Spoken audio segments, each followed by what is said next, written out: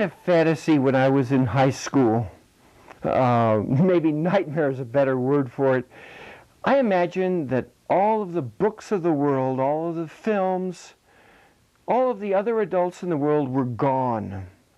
Just me and some children left.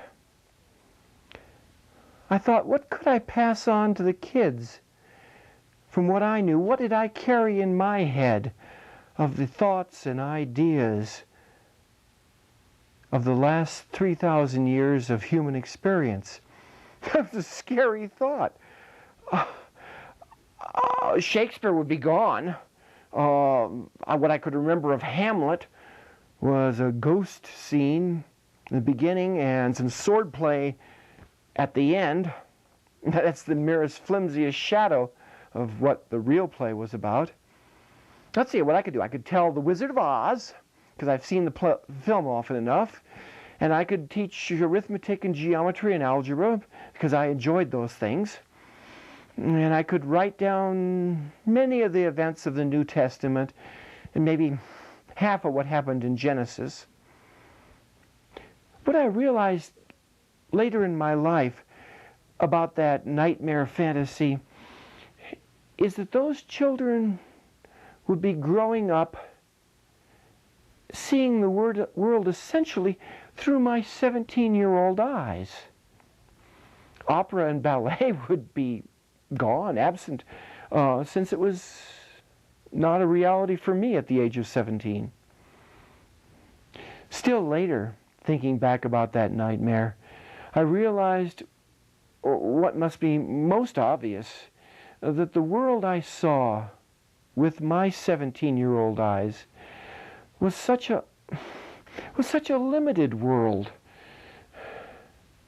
The things like the great texts of literature I was blind to at the age of 17. Wisdom and understanding and beauty, I hardly knew of them. I was glad that the generation that follows me didn't have to rely only on me for the knowledge of what has happened in these last 3,000 years. So today, I'm 3 times 17 years of age, and I've seen at least a bit more of the beauty than when I was in high school. But I have so much more to experience in the 30 or 40 years that are left to me. Authors and artists that I hardly dreamed about when I was 17 that have since come into my view. And I am absolutely eager to experience more. One of the central areas of thought and philosophy is metaphysics. Metaphysics, the nature of the universe. Metaphysics, the nature of what we call the transcendent. Metaphysics, the nature of who we are. Ourselves, perhaps the greatest mystery in the universe.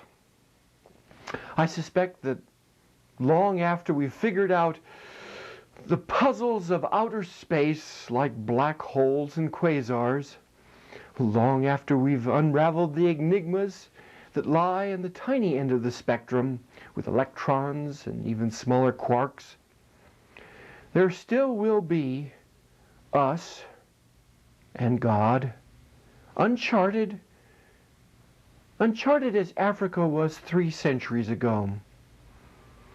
Halfway in size between the quark and the quasar are we. Us, both physical and transcendent. One of our feet walking on city streets, stepping in dog droppings, and 1 foot walking in heaven on the lawns of velvet. We're the part of the universe that laughs. Why? Could we be the ones to laugh Because we're the one part of this earth that shares both natures, the physical and the transcendent. And what's funny? From Homer and Aristophanes to the movie Dumb and Dumber, it's always been the same. Bathroom and bedroom humor.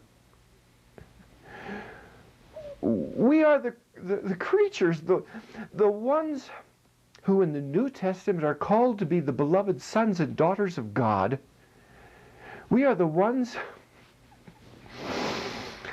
who have to head to the bathroom. Dignity and diarrhea. And sex. Can you imagine anything funnier? Picture Abraham Lincoln, tall and gaunt, very tall, with his wife, short, squat Mary Todd. And eating. Today, there I stood this morning in front of my refrigerator with my too round tummy, deciding whether or not to have oatmeal with non-fat milk or the rest of my Marie Callender pie. I had the pie for breakfast. What is our nature? If it is only purely animal, nihilistic, purely the meaninglessness that some modern artists show in their paintings and their music, then tragedy should be our metaphysics. But if we believe the one who hung halfway between earth and heaven, then comedy is our essential theme.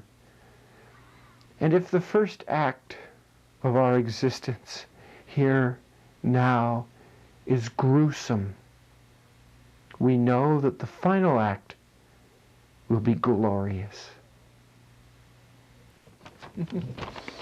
I read in the newspaper, our local newspaper here yesterday, I read it, it's AIDS on the rise among heterosexuals.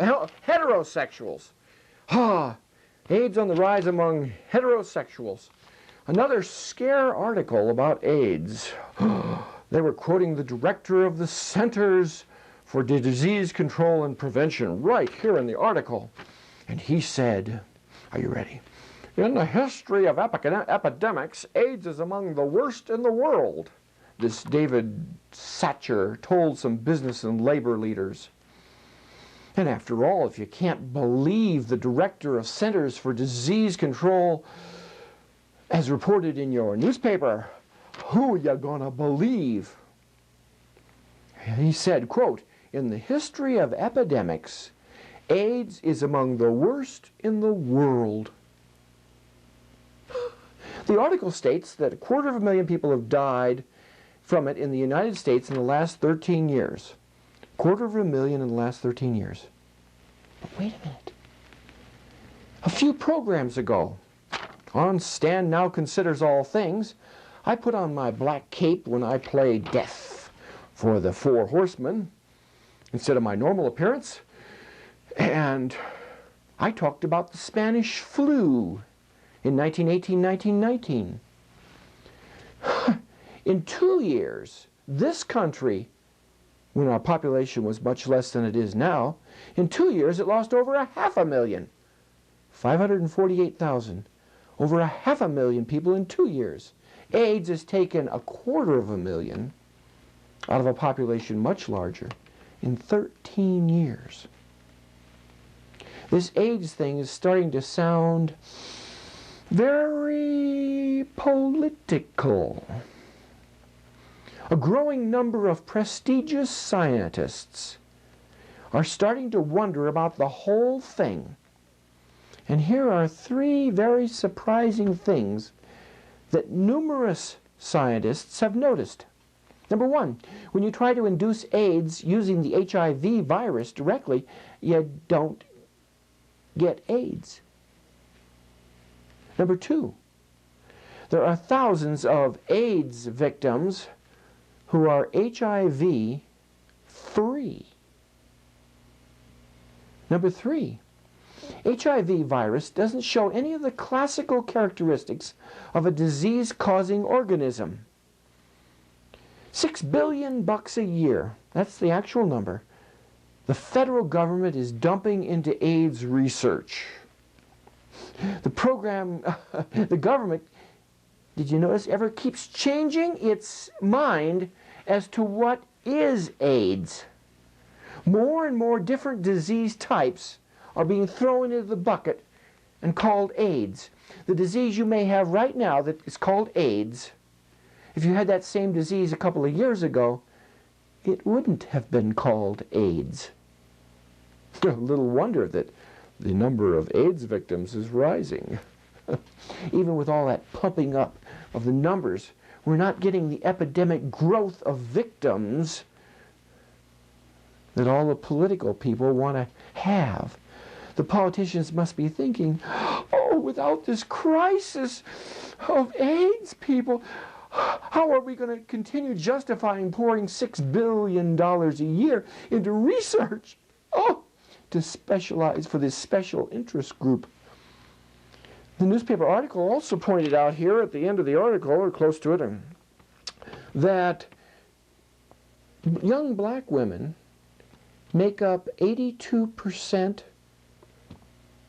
of all women with AIDS. I didn't know that. Like my shirt, it's a yacht.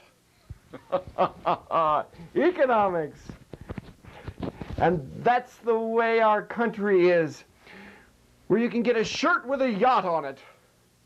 In fact, it's hard to think of another country where it'd be easier to get a yacht if you wanted one. Well, what is it about the economics of this country that gives us yachts and multiple TVs and computers for kids and no worries about having enough food to eat? I wish I could take you on a helicopter flight around the world, stopping every 100 miles, and we'd land across Africa and Europe and the Middle East and the Far East and South America, and look at the rest of the world and how it really lives. It'd be such an education.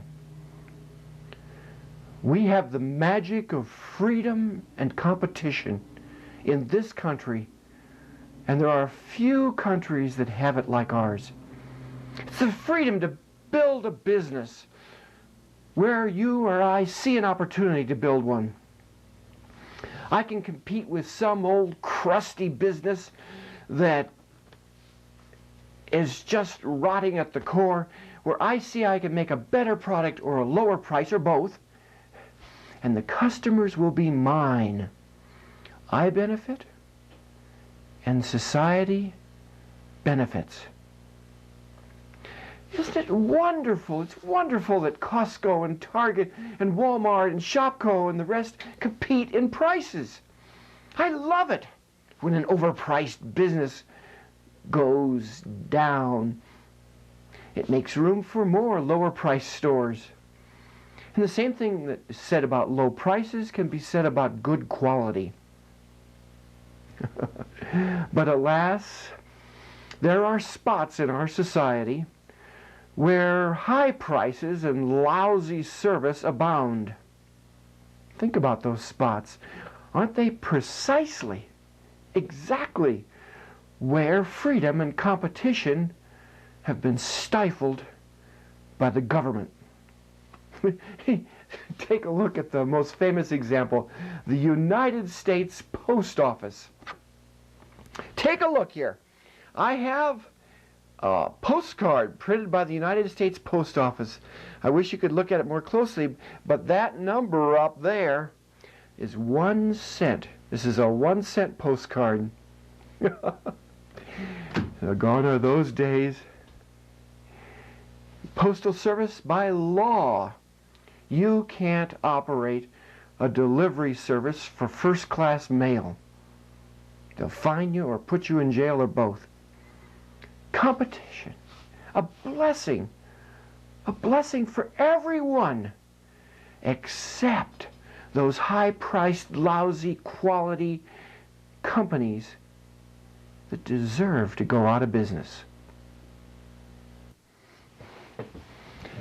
Suppose I were laid up at home with, say, a broken leg, something that I'd have to stay in bed for a couple of weeks or more, and you decided to bring me a half a dozen books to read, since you know I like to read.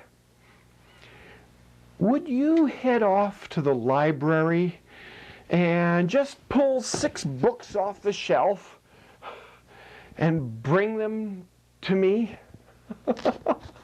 I dread to think what they'd look like. Let's see here. Repairing your 1976 Chevrolet. Oh, here's a good one. Introduction to Sanskrit. Here's a historical one. What Gerald Ford means to you. Savage Love at the Starlit Castle. A Bodice Ripper. New Age. Madame Zelda's New Age lottery picks. Oh, true historical. The Speeches of Millard Fillmore. Maybe, just maybe, when we go to approach the world of books, picking at random may just not be the way to go. Are there any guidelines? What did they tell you in school, for example, about picking books to read? Come to think of it, did they ever mention any scheme of any kind in school for how to go about picking a book? After you graduated from school, maybe school figured that they were doing such a lousy job of picking books while you were there to read that they really didn't have any thoughts as to how an educated person chooses their reading matter. Maybe worse than that, the schools figure that students would never touch a book after they graduated. And how often true that's been. Well, there are guidelines for choosing what to read. Emerson was a great reader, besides being a great writer. And he listed 3 rules for choosing a book to read. His first rule was read only books that are at least a year old. No, you think to yourself, oh no, there's bestsellers out there. I've got to read them. They've got to be good. Did you ever look over the bestseller lists from previous years? A lot of those books that were bestsellers, the only place you can find them is garage sales or used bookstores, many of them out of print. Flash in the pan. That's what they were. There's tons of good reading, of books that are 2 years to 3,000 years old. Books that will entertain you, that will make you laugh or cry. Great books that you can daydream about for months or years after you've read them. Why read a book that you can't even recall the name of 2 weeks after you've read it? Emerson's rule number 1, read books that are at least a year old.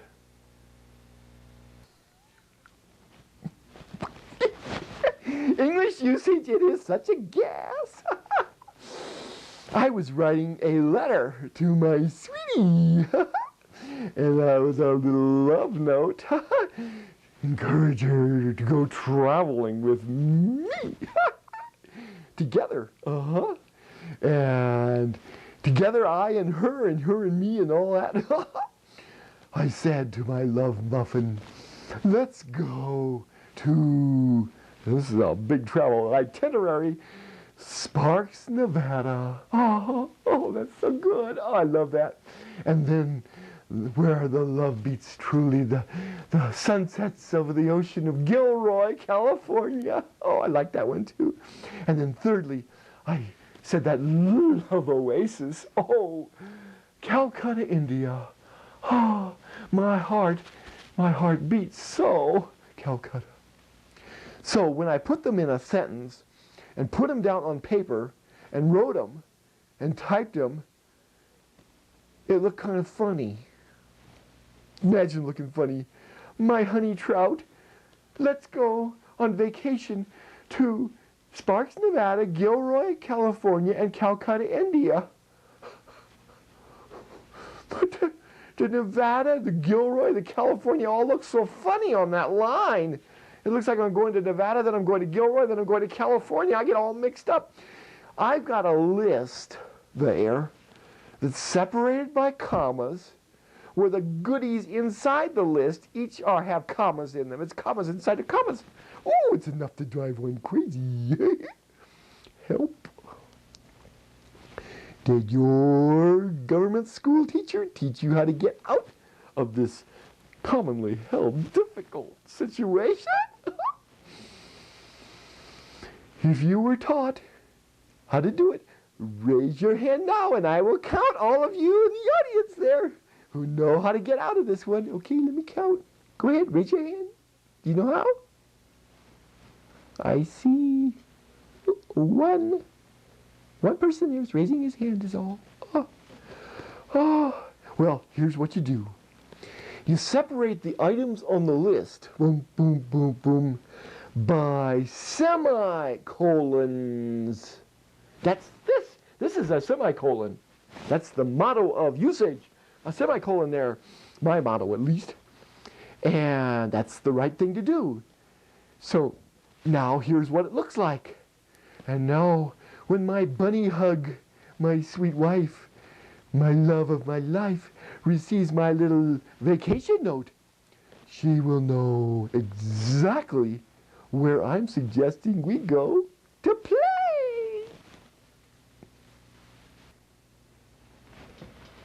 In Nashville, Tennessee, one of the city councilmen proposed a resolution to build a landing pad for unidentified flying objects. Now comes the time for the debate on that resolution. From the political science point of view, it's not just a matter of arguing back and forth and then taking a vote. And if the majority of the councilmen vote yes, the taxpayers fork over the dough and they build the landing pad for the unidentified flying objects. That's the way you might have experienced it or learned about it about democracy in a government-run school, in elementary school. But that leaves out one essential point, one essential part. That leaves out the discussion of the decision-making principle that should be used. Jonathan Rauch, R-A-U-C-H, notes 5 different decision-making principles that could be employed. And when we look at those 5, and we try to choose among them, we can imagine why so many Democrats and Republicans are embarrassed to have those decision-making principles considered in the government-run schools. So, the question could be, shall we build a landing pad for UFOs? And that was an actual resolution that was put to Nashville. Or the question might have been, shall creationism to be discussed in public schools? Or the question could be, Shall people of one race be allowed special privileges over the other races? For example, advantages for getting into college? Any one of a dozen questions could be up for discussion. Here are the 5 possible decision-making principles. I want to examine them one at a time, and which one of those 5 make the most sense to you. First of all, there's the fundamentalist principle. That principle is those who know the truth should decide. And how do we tell who is the one who knows the truth? That's the weak point of that fundamentalist principle. Will it be Ted Kennedy? Or Jane Fonda? Or the Pope? Or tarot cards? The second, the simple egalitarian principle. All sincere persons' beliefs should have equal respect. Wow. That means if there are enough nuts in Nashville, then they should build the landing pad for the UFOs. The radical egalitarian principle is a third possible decision-making technique, and that's you'd let the historically oppressed groups get special consideration. Well, everybody knows that teenagers have been historically oppressed for centuries. Does that mean that that gives them special access to the truth? The fourth one, the humanitarian principle. Don't do anything that would hurt anyone. But every law we pass hurts someone. The last, the liberal principle. The truth will be found in open and free debate. Trouble with that one is that you have to listen to ideas and opinions that you think are wrong. You have to listen to ideas that hurt. I guess that's why free and open debate have never been really popular. But free and open debate is the only rational way to go. Rudyard Kipling wrote Envoy, and it is a work of poetry that has a lot to do with art. When Earth's last picture is painted, and the tubes are twisted and dried, when the oldest colors have faded, and the youngest critic has died, we shall rest. And faith, we shall need it, lie down for an eon or two, till the Master of all good workmen shall set us to work anew. And those who were good will be happy, and they shall sit in a golden chair. They shall splash at a 10-league canvas with brushes of comet's hair. They shall find real saints to draw from, Magdalene, Peter, and Paul. They shall work for an age at a sitting, and never be tired at all. And only the Master shall praise us, and only the Master shall blame. And no one shall work for money, and no one shall work for fame, but each for the joy of the working, and each in his separate star shall draw the thing as he sees it, for the God of the things as they are.